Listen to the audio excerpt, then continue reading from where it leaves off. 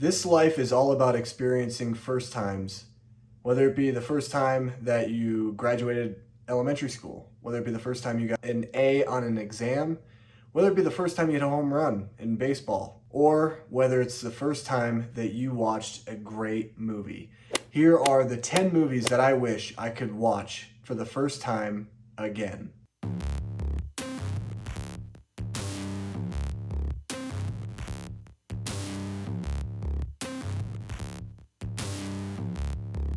So with this list, I have put down 10 films that I wish I could watch for the first time again, whether these are films that I watched in the theater or not. Some of these are going to be some of my favorite films of all time, and then others are not, and I kind of did that on purpose. Also, I excluded Star Wars because obviously you know that I put Star Wars on here probably in every slot.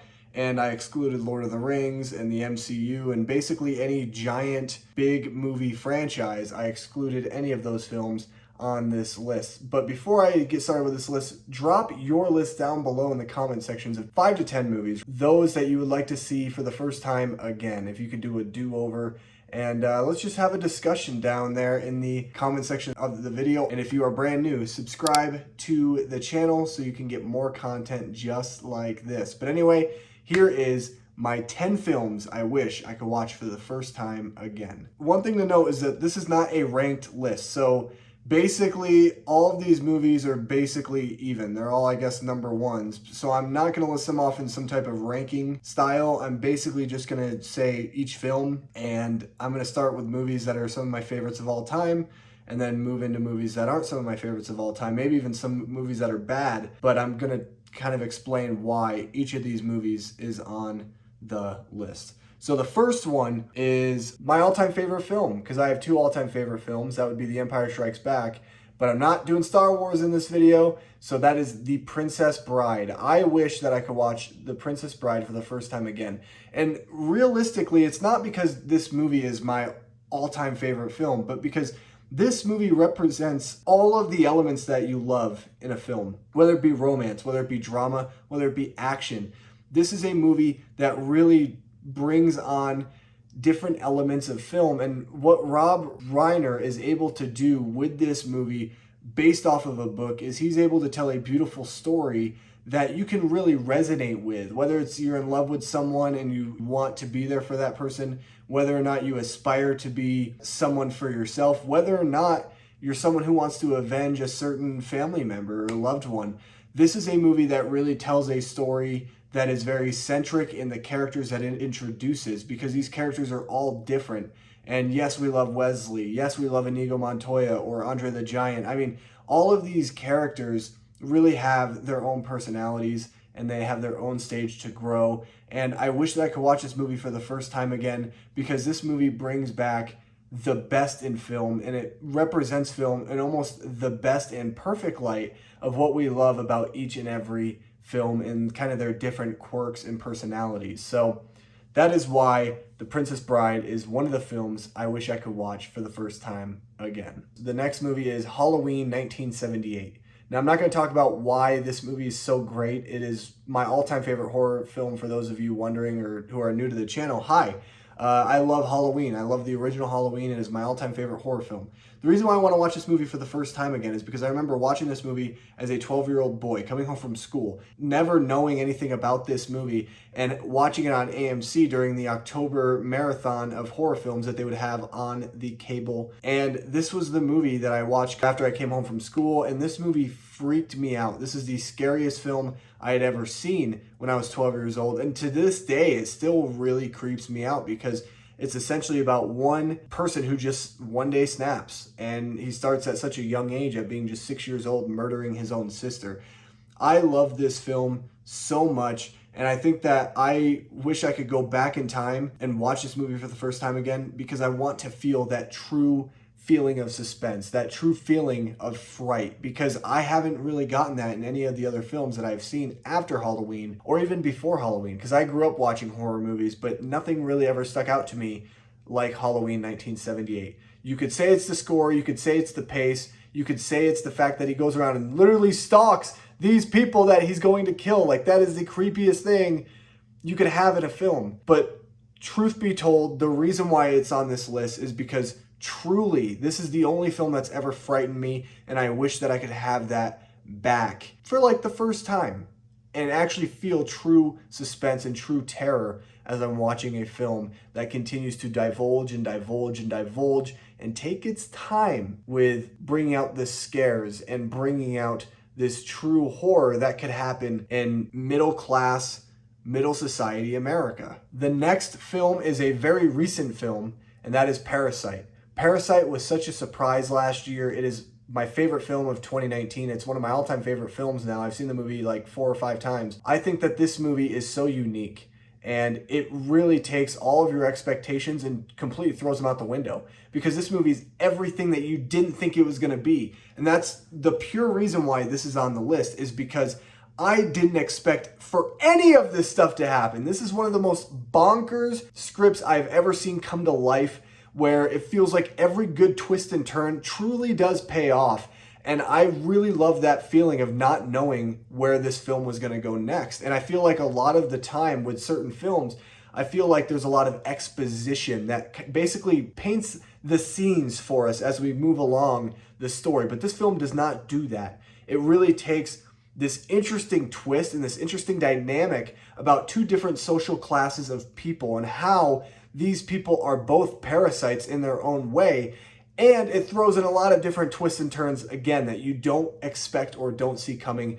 This is a movie that truly is the defining film of 2019, and it is the best film of 2019. And I wish that I could relive the experience of watching this film for the first time, not knowing anything about this film, and being completely and utterly surprised throughout every single scene in this film as the movie continued and continued further and further down this insane, bonkers path that the movie would eventually land on, and it was absolutely delightful. The next film is The Dark Knight, and specifically because of performances. I think that Heath Ledger's performance as the Joker is probably my all-time favorite performance by any actor. I think that it's so groundbreaking with what he does, where he truly descends into this madness, this, however, very magnetic character that you are completely drawn into. And Christopher Nolan does such a great job of escalating the suspense, escalating the action and the thrill of this movie, and also mixing in that drama with Heath Ledger's Joker, who is still so mysterious. There's still so much we don't know, even though he has peeled back the layers.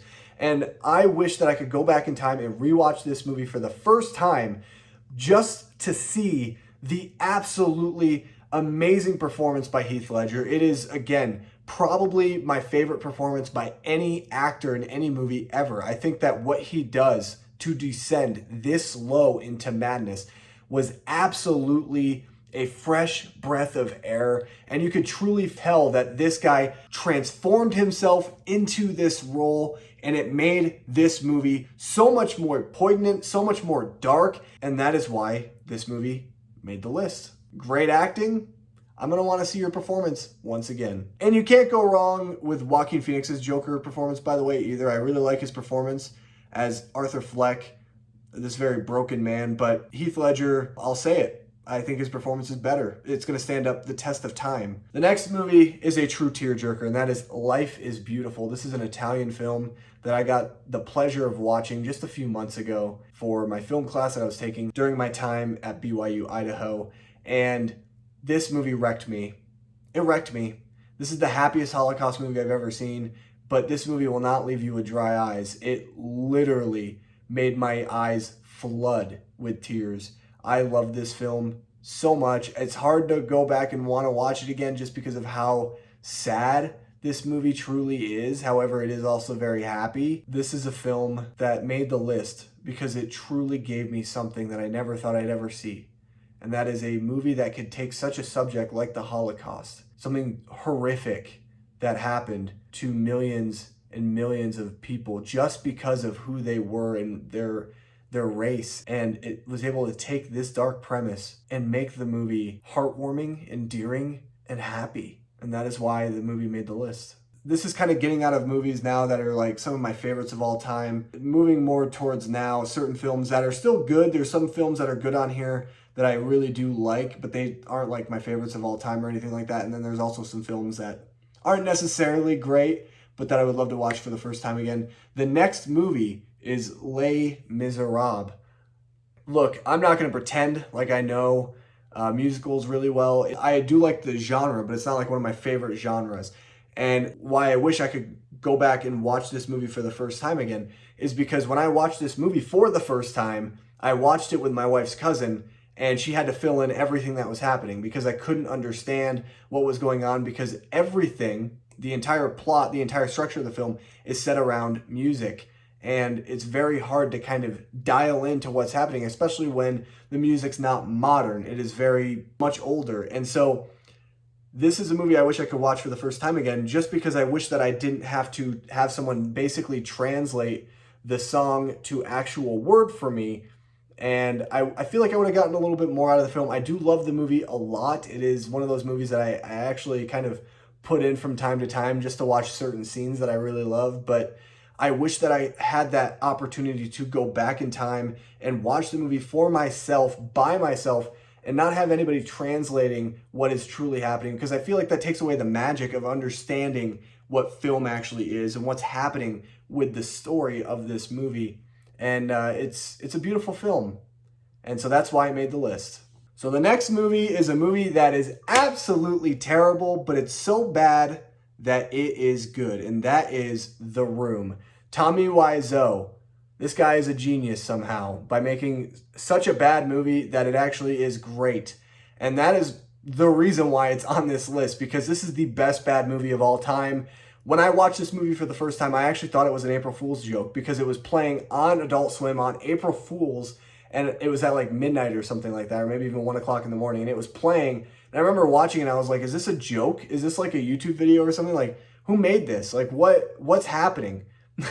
And it was so funny to watch this film because I truly loved it. Like, I loved how terrible it was. I understood how bad basically the entire premise of the movie was, the script, the acting, the dialogue. Everything about this movie is atrocious, but it does it in such a way that you can get behind it and actually truly find so much to love about this film and actually theorize about this movie. And I remember talking about this movie with my friends after I'd watched it and being able to explain that to them.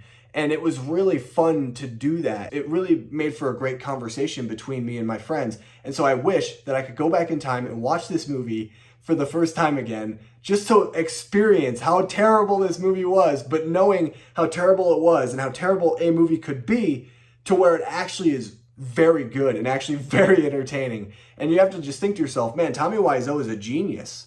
The next movie is a very unfortunate film for me, and that is The Neverending Story. And the reason why The Neverending Story is on this list is because when I was a kid, I loved this movie. This was one of my favorite movies of all time. And when I got older and watched it again with my wife, like, I don't know, like a year and a half ago, it was a completely different experience where I was like, I don't like this movie at all. There was no nostalgia there for me. And so I wish that I could go back and maybe even not necessarily watch it when I was a kid for the first time, but watch it for the first time as an adult and actually try to not have my expectations so high, and maybe I would have enjoyed the movie a lot more. But when you're a kid and you think, this movie is so great, I love it, and then you get older and you realize just how not so great the movie actually is to where you expected it to be when you were at a certain age, it makes the movie a little harder to watch, and the movie has aged not very well. And I think that given the chance to go back and watch this movie for the first time again as an adult, it would have at least helped me temper my expectations a bit more and maybe even have more enjoyment out of the film, where I don't feel like the film is just a terrible movie, because it completely ruined my childhood by not liking this movie anymore. I was like, well, my childhood was a waste. I was lied to, because this movie is not as good as I remembered. I want to hear it. Not right now. Yes, now, Dusty Bun. Written on the pages is the answer to a never-ending story.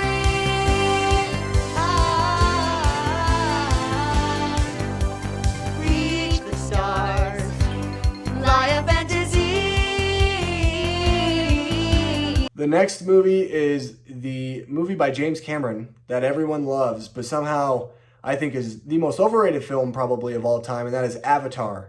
Yes, Avatar. I remember watching this movie for the first time, and before I even watched it, because I didn't watch in the theater or anything like that, I didn't have a theater experience with this movie, so maybe that also kind of, deadered it a bit, but I remember everyone was telling me that this is the best film of the year, that this is one of the coolest things that has ever come out in the past decade, and it reinvented film. And I remember watching it, and I just thought to myself, that was okay, but it wasn't nearly as good as what everyone told me it was going to be. And so my expectations were up here, but the movie only landed right here for me. And so I wish that I could have gone back in time to watch the movie and not listen to everybody else. Not really go in having these expectations of it to be the best film of the year or the next best thing since Star Wars. And I feel like if I would have at least gone in with moderate expectations of the film and really transversing myself into what James Cameron truly does with bringing this world to life, I feel like I wouldn't be so hateful of this movie, because I do feel like I hate this movie a little bit too much. And I don't hate the movie, but I just feel like the movie's so overrated and it's so forgettable at this point because it's so old. Who cares about a sequel now, to be honest? But I wish I didn't feel that way towards the movie. I wish that I could be a part of the crowd, per se, or the fandom of Avatar. But again, this movie was so overhyped for me, and watching it just deflated everything that I had heard, and I felt, again, just like Neverending Story, lied to, but at a different scale, from my peers and from people around me that told me that this movie is absolutely incredible. And the last movie on this list, I know this is a pretty big video, but I've really wanted to make this video for a long time. The last movie on this list, I love the movie to death. It's not one of my all-time favorites. It's not a good movie, per se. It is a B film, but that is Sleepaway Camp. This movie is iconic. It has one of the greatest twist endings that you never see coming, and that is why it's on this list, because the ending of this film was the first time I think I ever gasped. I was like, oh, I couldn't believe what I was seeing, because the movie points you to one direction, and at the end of the movie, it says, no, that one direction, yeah, we're just leading you on the entire time. That's actually not going to happen. This is going to happen, and it's even more crazy to even think how insane this idea was to conceptualize onto film. And it's a movie that it hasn't aged very well. Again, it's very campy, very corny, but that ending is probably one of the greatest twist endings I've ever seen in a film, and it's the only time I ever audibly gasped at anything probably in a movie, and it's a movie like Sleepaway Camp. So hat off to Sleepaway Camp, and that's why I love the movie so much, because of that ending. I think it really makes up for pretty much the entire film, because there are some pretty cringy moments that are hard to watch. Anyway, guys, that is my list. This was a longer video than I was hoping. I was hoping to make it around 10 minutes, but I guess sometimes I just like talking. Anyway, guys, let me know what your list is down below of movies that you wish you could watch for the first time again. Also, make sure you guys hit that like button, subscribe to the channel for more content just like this. Thank you guys so much for watching this video. If you stuck it all the way through, you guys truly mean the world to me, and I'm very appreciative of all of you guys and that you'd even spend your time watching one of my videos. Thanks for watching, and I'll see you in my next video. Stay healthy.